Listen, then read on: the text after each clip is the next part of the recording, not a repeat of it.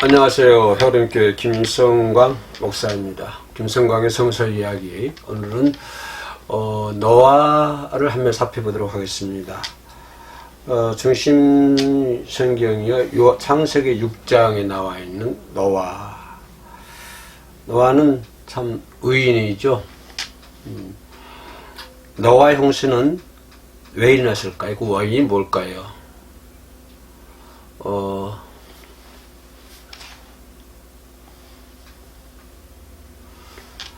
안녕하세요. 해오림교회 김성광 목사입니다. 김성광의 성서 이야기, 오늘 노아의 홍수에 대해서 한번 살펴보도록 하겠습니다. 짧은 시간에 노아의 홍수 또 방주에 대해서 얘기하기가 참 어려울 것 같습니다만은, 또 이 시간을 통해서 어떤 과학적인 어떤 증명을 하고자 하는 것도 아니고요. 성경에 나와 있는 말씀 그대로 아주 간단하게 요약해서 살펴보도록 하겠습니다. 성경을 구태를 찾자 그러면요, 창세기 6장에 나와 있는 말씀 보고요. 노아 사건은 창세기 6장부터 9장까지 나오는 말씀이죠. 노아는 참으로 의인 중에 의인이었다. 우리는 이렇게 생각을 많이 합니다. 노아의 홍수 사건, 왜 일어났을까요? 그 원인이 무엇일까요? 이 부분만 좀 살펴보도록 하겠습니다. 이 시간에 어떤 노아의 홍수 사건 또 방주에 대해서 과학적인 것을 증명하려고 하는 것도 아니고요. 그냥 성경 말씀을 중심으로 해서 간단하게 창세기 6장에 나와 있는 말씀을 토대로 해서 간단하게 살펴보도록 하겠습니다. 그 중에서도 왜 노아의 홍수가 일어났는가, 그 원인이 무엇인가 라고 한 이 부분만 한번 살펴보도록 하겠습니다. 노아의 홍수는 하나님께서 내리는 심판이다. 우리는 이렇게 생각을 하죠. 하나님께서 내리는 심판.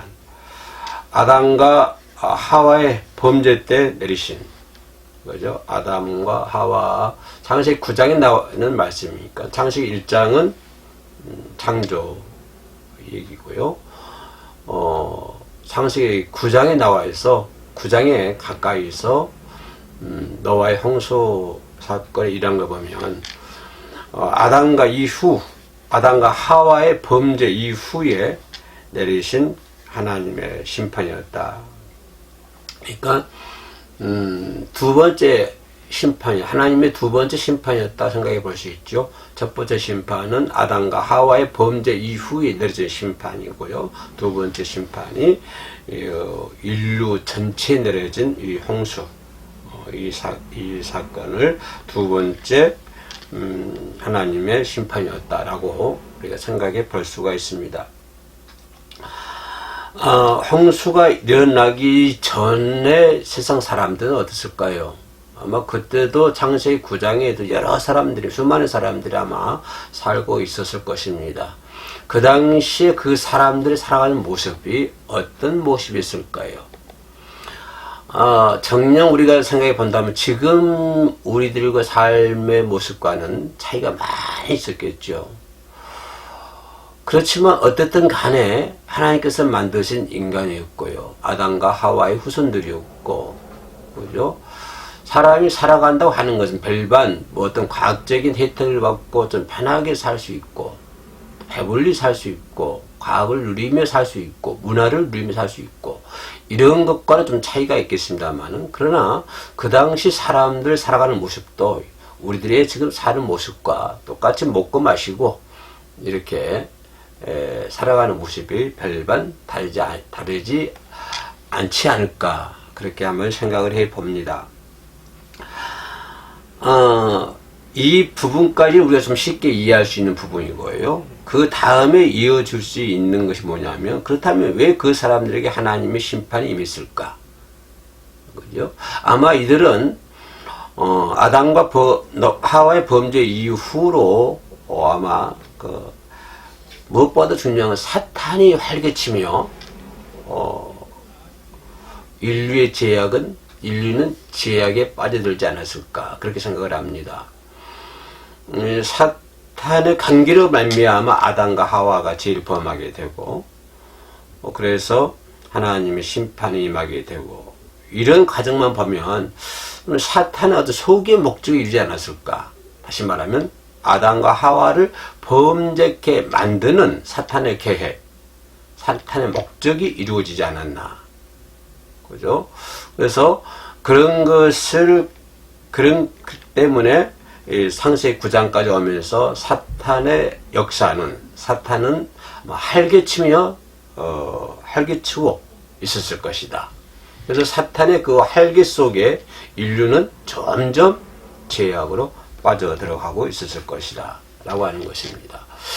자, 이 부분, 이 프레임, 이것만 놓고 봤을 때, 그죠? 아담과 하와가 하나님 심판을 받게 되고 죄가 들어오게 되고, 그래서 아담과 하와를 죄를 짓게 만드는 것이 사탄의 그 계획이었다면, 지금 그 후로 인류는 그런 사탄의 활개에 의해서 점점 죄악으로 빠져들어가게 되고, 자, 이런 부분만 우리가 놓고 생각한다면, 자, 예수님을 십자가에 못 박게 하는 것이 사탄의 어떤 계략이었다면, 그것이 이루어졌고, 물론 예수님이 성경에 의해 성경대로 돌아가시고 부활하시고 승천하셨습니다만은 이 사탄이 생각인 거, 사탄의 계획은 그런 거 아닙니까? 예수를 없애는 거, 사탄의 계획이었겠죠. 그래서 예수를 십자가에 못 박게 되고, 그래서 사탄의 역사는 점점 강해지고, 사탄의 힘은 점점 강하게 되고, 활개치는 범위가 넓어지게 되고, 활개치는 범위는 여러 가지 장르를 통해서 인간에게 다가오게 되고, 어떤 과학, 군사, 경제, 문화, 할 것 없이 이런 모든 장르를 통해서 사탄의 활개는 점점 강하게 인류에게 다가오게 되고, 그로 인해서 인류는 점점 지금 죄악으로 빠져들어가고 있고, 그죠? 그래서 지금 사람들은 말세이다라고 평하지는 않습니까? 그죠?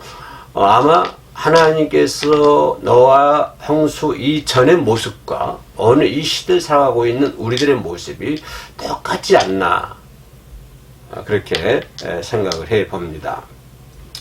그래서 창세기 6장 5절 6절 말씀 보면은 이런 말씀이 있어요. 여호와께서 사람의 죄악이 세상에 관념함과, 사람이 죄악이요 세상에 관념함과 그의 마음의 생각이 모든 계획이 항상 악할 뿐만 아니라, 그러니까 인류의 죄악이 세상에 가득히 찼고 그의 생각하는 것, 그의 마음 쓰는 것, 그저 모든 계획이 악해졌다고 하는 것입니다. 이런 걸 보고 땅 위에 사람 지으심을 한탄하사 마음에 근심하셨다 라고 창세기 6장 5절 6절에서 말씀해 주고 계시는데, 바로 이 말씀은 오늘 이 시대에도 적용되는 말씀이 아닌가, 그렇게 생각이 됩니다.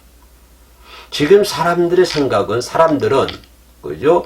세상의 죄악이 관영합니다. 가득히 차고 넘칩니다. 아마 애굽 나라에서 이스라엘 백성들이 그 고통과 괴로움을 듣고 막 울고 있잖아요. 그러나 하나님이 그들의 울음을 보았다고 그러잖아요. 그런 것처럼 지금 이 세상에도 죄악이 가득히 차고 넘치고, 그죠? 항상 그 마음의 생각이 약하고, 계획하는 것이 약하고, 살아가는 것이 모악하고, 언제요? 지금이 그렇다고 하는 거예요.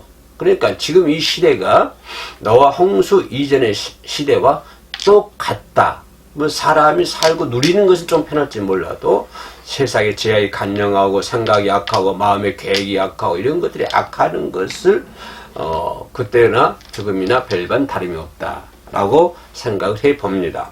아무튼 그 당시에는 이런 죄악이 간영하고 마음의 생각과 또 뭡니까? 모든 계획이 항상 악한 것을 보고 하나님께서 한탄하시고 마음에 근심하였다. 또 창세기 6장 11절 말씀 보면 이런 말씀이 있어요. 아우 아벨을 죽인 가인과 다른 아들들의 후손뿐만 아니라 심지어 셋의 후손들까지도 하나님 보시기에 타락하여 포악함으로 가득히 차 있었다라고 하는 것입니다. 그러니까 모든 사람들, 그죠? 아담, 아벨 죽인 가인과 다른 아들들, 후손들, 그리고 셋의 후손, 그러니까 모든 사람들이 하나님께서 보시기에 타락하여 있고 포악함으로 가득히 차 있었다. 그 당시에 바로 하나님께서 노아 홍수로 심판할 당시에 그 시대의 사람들의 제약을 살펴보고 있습니다. 그래서 하나님께서는 이러한 상황을 중지시켜야 되겠다.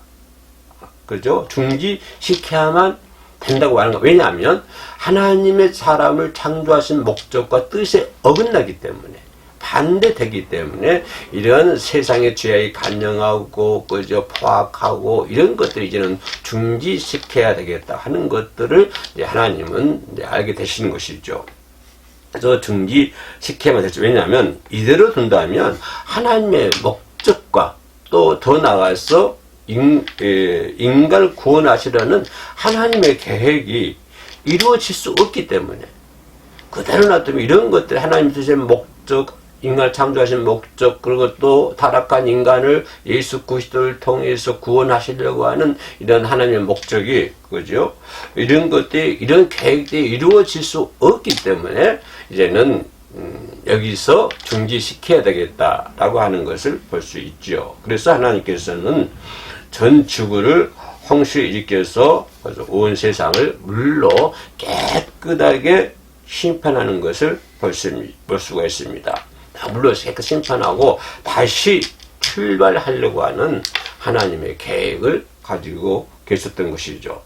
그래서 그 당시에 육지에 사는 동물도 함께 멸해야만 됐습니다. 인간만 멸하는 것이 아니라 동물도 함께 멸해야만 했습니다. 왜냐하면 동물은 인간이 다스리시는 피조물 세계의 한 부분이잖아요.